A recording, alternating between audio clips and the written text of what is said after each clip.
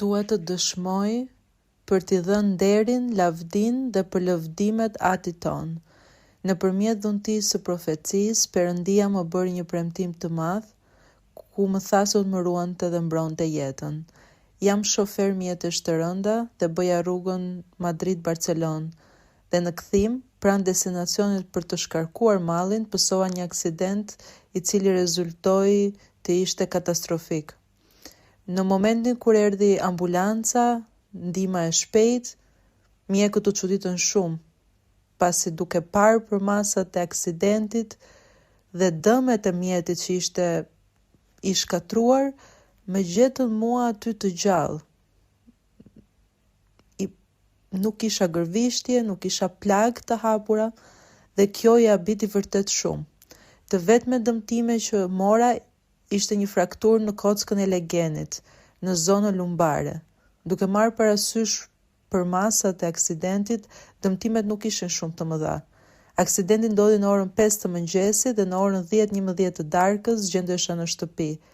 Periudha e rikuperimit ishte shumë e shpejtë për lavdinë e Zotit dhe dua të jap këtë dëshmi për të dëshmuar madhështinë e Zotit të gjallë dhe të plot fuqishëm, i cili me anë të dhuntisë së profecisë na premton dhe përmbush. Zoti në profecinë e tij të shenjtë më tha që në moshë shumë të re se ai do të ishte ai që në kohën e tij do të më lejonte të vazhdoja studimet e mia profesionale. Vëllezër dhe motra, dëshmoj se Zoti më habiti jo vetëm mua, por edhe burin tim, duke na lejuar ne vëllezër dhe motra të studiojmë një karrierë profesionale që e dëshironim me padurim, ku mëshira dhe bujaria e brandis tonë janë të dukshme. Vëllezër dhe motra, sepse secili prej nesh pagoi 9.000 peso vetëm për një semestër, ku Zoti na ka dhënë inteligjencën dhe mençurinë. Ai gjithashtu ka përmbushur dëshirën e nënës sime për të qenë në gjendje të studionte. Ai e ka fuqizuar atë me inteligjencë dhe mençuri dhe i ka lejuar asaj të marrë nota shumë të mira në studimet e saj. Vëllezër dhe motra, dëshmoj se Zoti më shëroi nga kanceri. Për shkencën mjekësore unë jam një mrekulli e jetës, vëllezër. Gjatë trajtimeve të mia të kimioterapisë me 2 seanca të mbetura të radioterapisë, mjeku më tha, është më mirë të vish në seancën tjetër me kokën plotësisht të ruar, pra të hequr flokët, sepse kjo në terapi do të bëjë që të bien të gjitha flokët.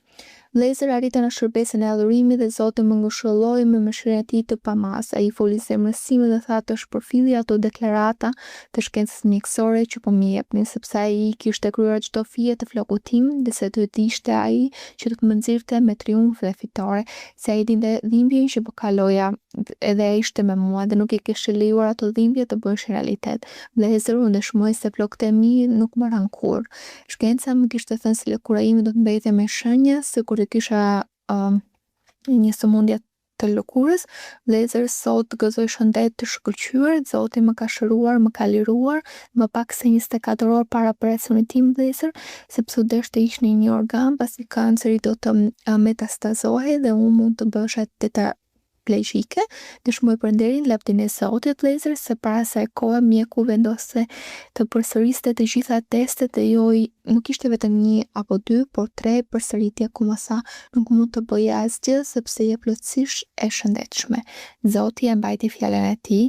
Sot Zoti më ka në kishën e tij, jam vërtet e lumtur dhe e privilegjuar në udhën e Zotit. Ai ka përmbushur dëshirat e mia më të mëdha. Njëra prej tyre ishte të martohesha në kishën e tij dhe ndëshmoj për t'i dhënë nderin dhe lavdinë Perëndisë tonë.